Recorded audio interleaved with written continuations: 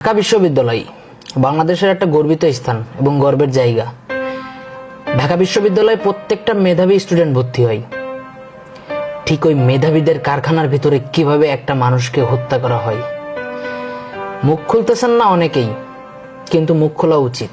একটা মানুষের সাথে 5 মিনিট কথা বললে বোঝা যায় যে সে পাগল নাকি ভালো। তো একটা পাগল যদি হয়ে থাকে, সে পাগল ব্যক্তিটা ক্ষুধার্ত ব্যক্তি। পেটের ক্ষুধার যন্ত্রণায় মানুষ কোটি কোটি টাকা আত্মসাৎ করছে। পেটের ক্ষুধার যন্ত্রণা তাদের এত বেশি ছিল যে সুযোগ পেলে ক্ষমতাকে অপব্যবহার করছে টাকা ছিনিয়ে নেওয়ার জন্য, এবং প্রতিনিয়ত ক্ষমতা নিয়ে কাড়াকাড়ি হচ্ছে এই জন্য। আর সেখানে একটা পাগল ভারসাম্যহীন, যার কোনো মেধা শক্তি নাই, তাকে খুন করছে ঢাকা বিশ্ববিদ্যালয়ের মেধাবী ছদ্মবেশী কুলাঙ্গার এক ছাত্র। আমরা লজ্জিত। শিক্ষার্থীরা তাকে এই মুহূর্তে ধরেছে বুয়েটের সামনে থেকে। ঢাকা বিশ্ববিদ্যালয়ে 3 জন ছাত্র পড়ে,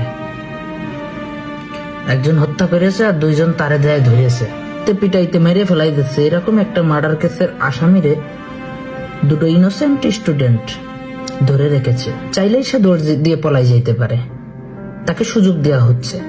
সে পেটের যন্ত্রণায় মোবাইল চুরি করতেই পারে, টাকা চুরি করতেই পারে। সে কোটি কোটি টাকা চুরি করে নাই।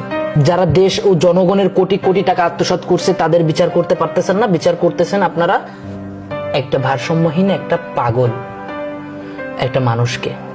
বিচার এমন নির্মম ভাবেই করছেন যে আপনারা মারার আগে খাবারও খাওয়াইছেন। মানুষ বলে চোর হলেও ইমানদার আছেন। আসলে আপনারা ঢাকা বিশ্ববিদ্যালয়ের ছাত্র, আপনারা তো মেধাবী, আপনাদের মেধা এবং মানবতার পরিচয় দিচ্ছেন। আপনারা মার্ডার করার আগে খাবার খাওয়াই নিছেন, তাই তো? মানে আপনাদের শরীরে কি মায়া, এটাই বুঝাইছেন। ইতিমধ্যে এটা ঢাকা বিশ্ববিদ্যালয়ের না, এটা পুরো বাংলাদেশ, পুরো জাতির একটা কলঙ্কের ব্যাপার। ঢাকা বিশ্ববিদ্যালয়ের এত এত সমন্বয়ক, ঢাকা বিশ্ববিদ্যালয়ের এত এত স্টুডেন্ট এখনো কেন বসে আছেন?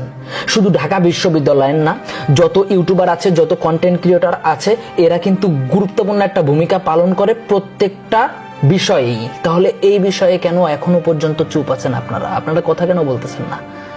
আজকে একটা পাগল মরছে দেখে কি তার বিচার হবে না এদেশে?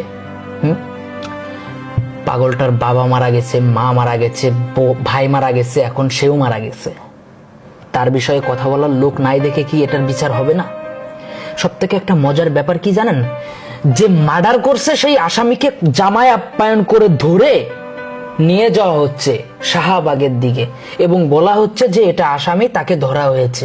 হা হা, চোর শনাক্ত করে একটা মানুষকে, একটা ভারসাম্যহীন মানুষকে পিটিয়ে, সাপের মতো পিটিয়ে হত্যা করা হয়েছে। আর যে হত্যা করেছে সে নাকি আবেগে হত্যা করেছে, এবং তার সাথে তার বন্ধুরা তাকে ধরে নিয়ে যাচ্ছে। মানে কি একটা অবস্থা!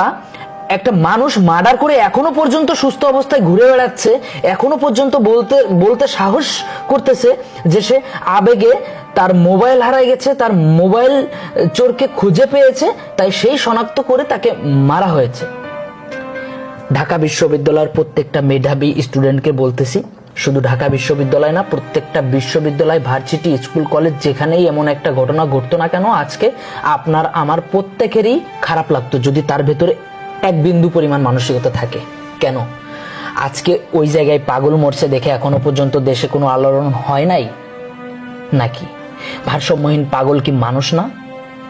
একটা মানুষের জীবন নিয়ে নেওয়া হচ্ছে, এখনো পর্যন্ত কোনো শাস্তি নাই, এখনো পর্যন্ত কোনো কঠোর ব্যবস্থা নাই, এখনো পর্যন্ত দেশের লাখো লাখো মানুষ চুপ আছেন। কেন চুপ আছেন এখনো পর্যন্ত?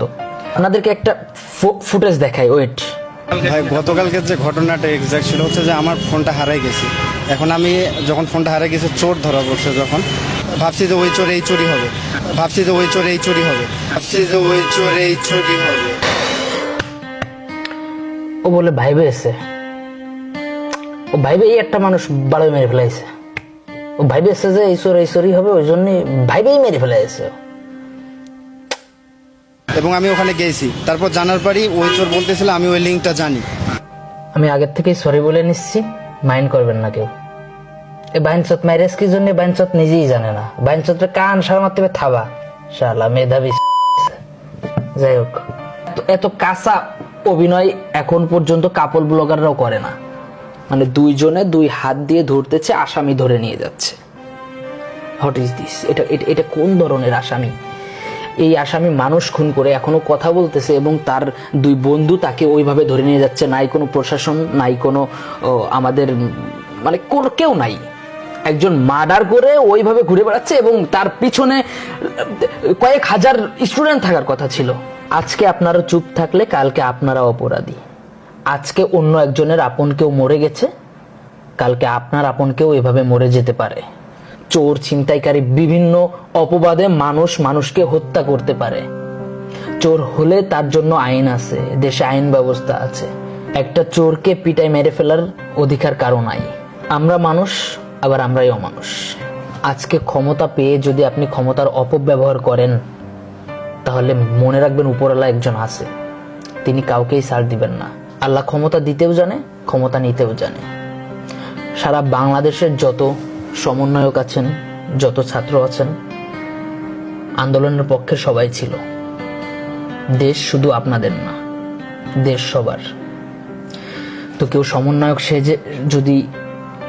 সমন্বয়ক সেজে যদি ক্ষমতার অপব্যবহার করে, ছাত্র সেজে যদি কাউকে মার্ডার করতে পারে, সে ছাত্র না। ঢাকা বিশ্ববিদ্যালয়ে মেধাবী স্টুডেন্টরা পড়ে, সেখানে যদি কোনো মেধাবী স্টুডেন্ট কাউকে খুন করে ফেলে চোরের অপরাধে, ওরকম মেধাবী স্টুডেন্ট আমাদের দেশের প্রয়োজন নাই কোনো। আমাদের দেশে এমন মেধাবী স্টুডেন্টের প্রয়োজন নাই, আমাদের দেশে তোফাজ্জলের মতো পাগল প্রয়োজন আছে।